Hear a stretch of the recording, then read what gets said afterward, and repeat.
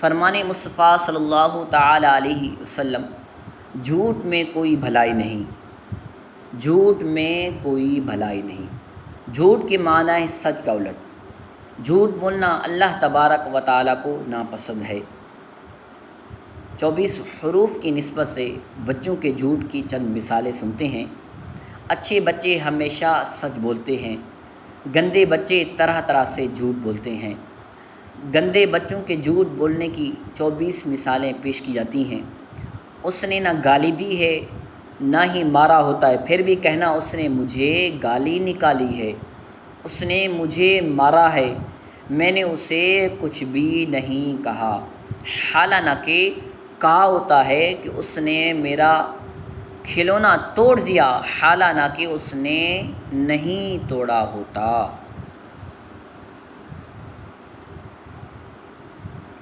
بھوک ہونے کے باوجود من پسند چیز نہ ملنے کی وجہ سے کہنا مجھے بھوک نہیں ہے۔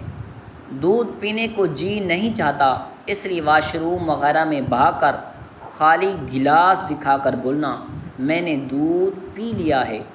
نہ کرنے کے باوجود کہنا میں نے ہوم ورک کر لیا ہے یا سبق یاد کر لیا ہے۔ چھوٹے بھائی کے ریزر یا ربڑ یعنی مٹانے والے ربڑ پر قبضہ جما لینا، یہ میرا ربڑ ہے۔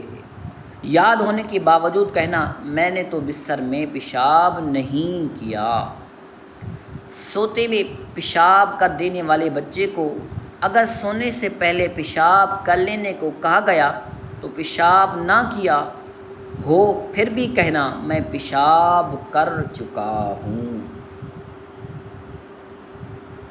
میں نے فریضہ سے چیز نہیں کھائی، حالانکہ کھائی تھی، اس نے مجھے دھکا دیا تھا، حالانکہ خود ٹھوکر کھا کر گرے ہوتے ہیں۔ پیشاب کا خیال نہ ہونے یا معمولی خیال ہونے کے باوجود درجے میں قاری صاحب یا استاد سے کہنا مجھے زور کا پیشاب لگا ہوا ہے، واش روم جانے کی اجازت دے دیجیے۔ خود شور کیا ہونے کے باوجود کہنا میں تو شور نہیں کر رہا تھا، کل بخار کی وجہ سے ہوم ورک نہیں کر سکا تھا، حالانکہ بخار نہیں تھا۔ میں اپنی پنسل اسکول وین یا گھر میں بھول آیا ہوں، حالانکہ معلوم ہوتا ہے کہ اسکول یا دارالمدینہ میں گم ہو گئی ہے۔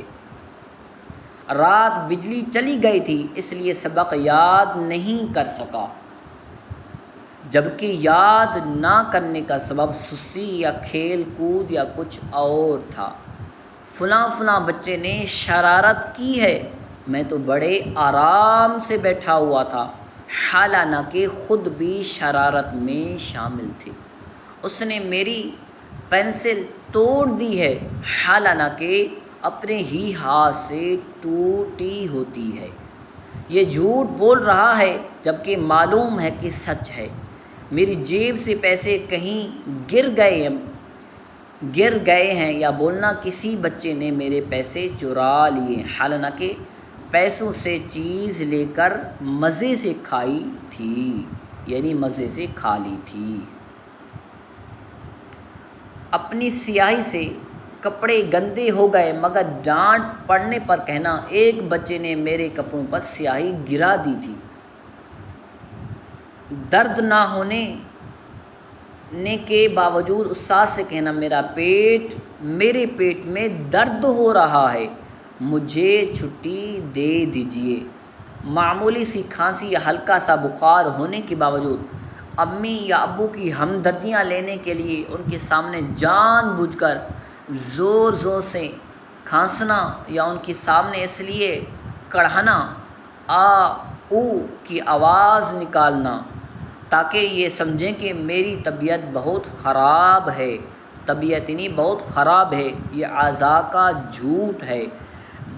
چھوٹے بڑے سبھی اسی طرح کے جھوٹ سے بچیں، یعنی اس طرح کے جھوٹ سے کوشش کریں ہم بچیں۔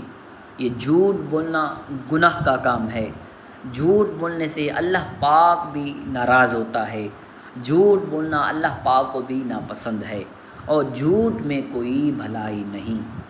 ہمیں بھی چاہیے ہم سچ کو اپنائیں اور سچ کا دامن پکڑ لیں۔ اللہ پاک ہمیں ہمیشہ سچ بولنے کی توفیق عطا فرمائے، آمین آمین۔